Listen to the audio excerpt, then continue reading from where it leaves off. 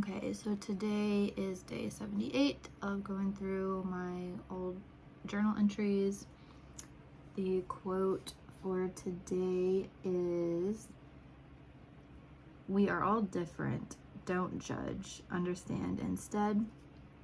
And then the prompt says, "Who have you judged unfairly that left you feeling bad about your actions? Have you learned to appreciate the differences of others?" And so if you're following along, just take a second to pause and think about what your response would be to this question. And I will read out my response. Okay, so I said, "I don't judge people for being different, but I do find myself judging people who are ignorant or those who have fake confidence. I don't really know how to explain it. I'm thinking specifically of a few social media accounts that I that I basically follow to mock and judge them.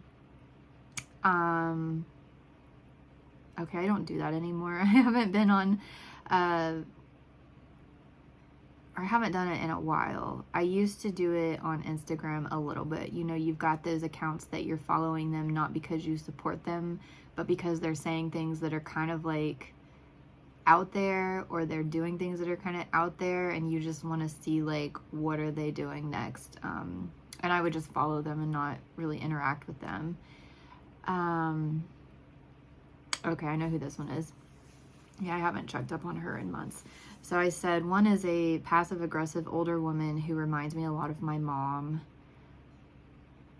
Oh, yeah. Another is a guy who's a narcissistic douchebag who I suspect is emotionally abusing a young but of age girl. So, yeah. You know what? And, you know, maybe the reason that I'm like so... not necessarily triggered by them, but like probably because it does remind me of people in my own life that I know are fake or have negative qualities. And yeah, so I guess obviously the one lady reminds me of my mom, and the guy has kind of some tendencies of my dad. So not that my dad was going after young girls, but I feel like if dating apps and stuff were around when my dad was younger, then that would have been him, or something close to that. I said one group, okay, yeah. One group that I tend to judge a little bit harshly are the fat acceptance or fat activists. And yeah, I'll just go into a little bit of that because that sounds really bad. But the thing about those groups, and I was actually talking about it with my roommate today, is that a lot of them, you know, of course, like bullying people for being fat or judging people for being fat is wrong. And I think like nobody would argue that. And it's just, you know, immature. And to be honest, like in my own life, I haven't really seen it happen that much in real life since I've been an adult. Like since even like elementary school. There was a little bit in high school. It was mostly guys in my friends group bullying this one guy, but it was kind of like in a friendly way, like if bullying can be in a friendly way. But you know, like it just, guys would bully each other for different things. You know, they would bully him for being overweight. He would bully them for having some physical feature that wasn't of the norm, a big nose or big ears, or, you know, it's just kind of like, I think at a young age, people bully each other for whatever point stands out. Like for whatever reason, like at a young age, people just like to try to bully each other for whatever reason. And I think being overweight, that gives someone a point to bully. Like my sister used to get picked on for being short because she was unusually short. She even now she's only like 4'10". So, and I honestly, until I talked to her a little bit, we had a conversation this summer, I didn't realize that it actually bothered her that much. Like, I didn't bully her about it. You know, maybe I made some comments about it, but I truly didn't think it was something that bothered her. And it seemed like, it didn't seem to me like people were bullying her about it in a mean way. Like, it was just kind of like me being shy. Like, people, that was something that was obvious about myself that stood out as me being different from other people. And people would call me quiet or shy, but I never took it in like a bullying or mean way. Maybe some people meant it in that way, but I never took it that way. And so because that was how I reacted to people picking on a quality of myself, I thought that that was the way my sister took it most of the time. You know, when people would call her short or short stuff, or I remember one year in a class they read the book Little Women, and people would give her a hard time, call her Little Woman. But I didn't know that it bothered her, because, you know, but apparently it did bother her quite a bit. But yeah, not to say, like, I think bullying on like a physical appearance is different than maybe for, I don't know, you know, like, bullying is not good in any sense, but it's like the fat acceptance people over the past couple of years have just taken it like to another level that's just, I think, a little bit dangerous. Yeah, I mean, I would say it's dangerous and is going to have a detrimental effect on the health of a lot of people. I don't know. I don't want to go into too much detail, but if you want to look up like health at every size, that's like part of what this group is based on, saying that, you know, being fat isn't unhealthy, that you can be healthy at every size, that just because someone's fat doesn't mean they're unhealthy, which a part of that is true. You don't have to look super fit, and a lot of these super fit girls are not actually healthy, you know, but I think there is like a weight range that is, you know, you're more likely to be healthy within this range, and once you go like above or below this range, and I agree with some of their things that like BMI shouldn't be like the primary indicator, because that, you know, just your weight and your height doesn't take into account all these other factors. So yeah, like based on the BMI, I've been like overweight for a long time, but and I know myself, like based on how my own body feels, I feel like I have an idea of what a healthy weight is for me. Once I get around 155, 160 is when I start feeling unhealthy. And I don't know how to describe it, but just things start feeling a little bit different and less comfortable.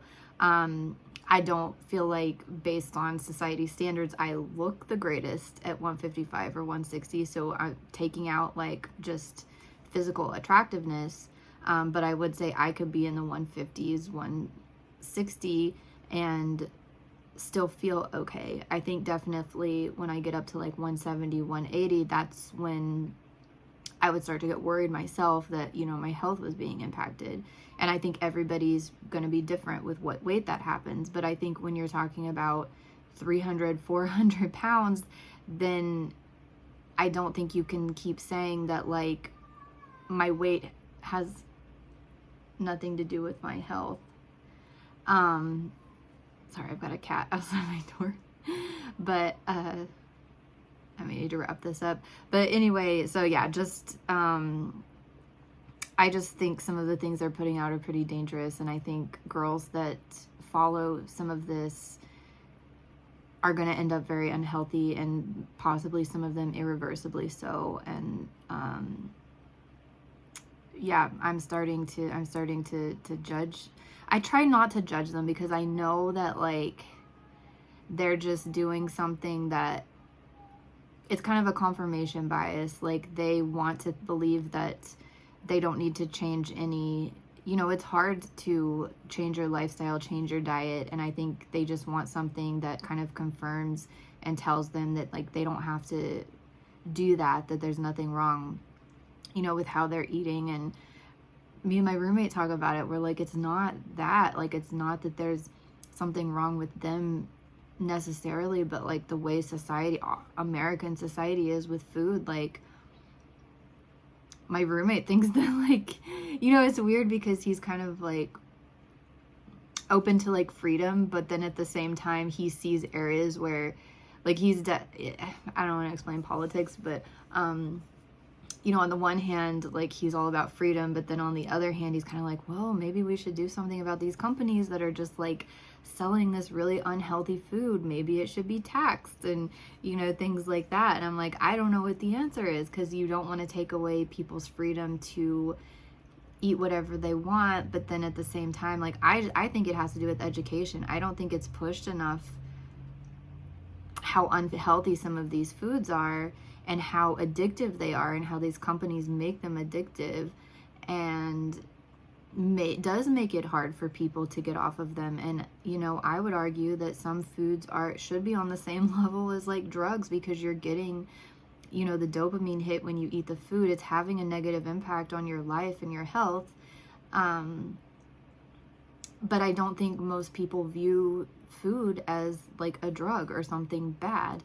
And that's where I have an issue with some of these women who say there's no bad foods, there's no good foods or bad foods. And they even say, keep your bad foods in your house, eat them whenever you feel hungry for them. The reason that you're binging on these things is because you're restricting yourself of them. And then people are like trying this, and they're like, well, whenever I keep the foods around, I still eat them, you know, like, this isn't helping me. And they say, oh, well, you just have to keep going, you know, intuitively, eat intuitively, anything that you crave. And I'm just, and yeah, I guess specifically it's the health at every size and the intuitive eating people that I think are just like really hurting a lot of things. But anyway, let me just keep going in this.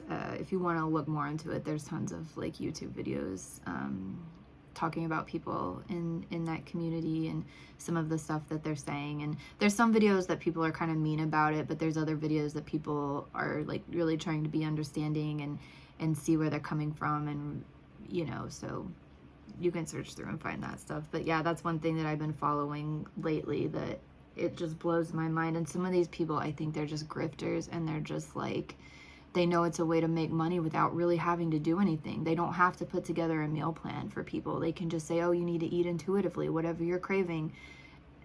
And I don't like that. I feel like it's people that are taking advantage of other people. So anyway, so, you know, I said I've been judging that group.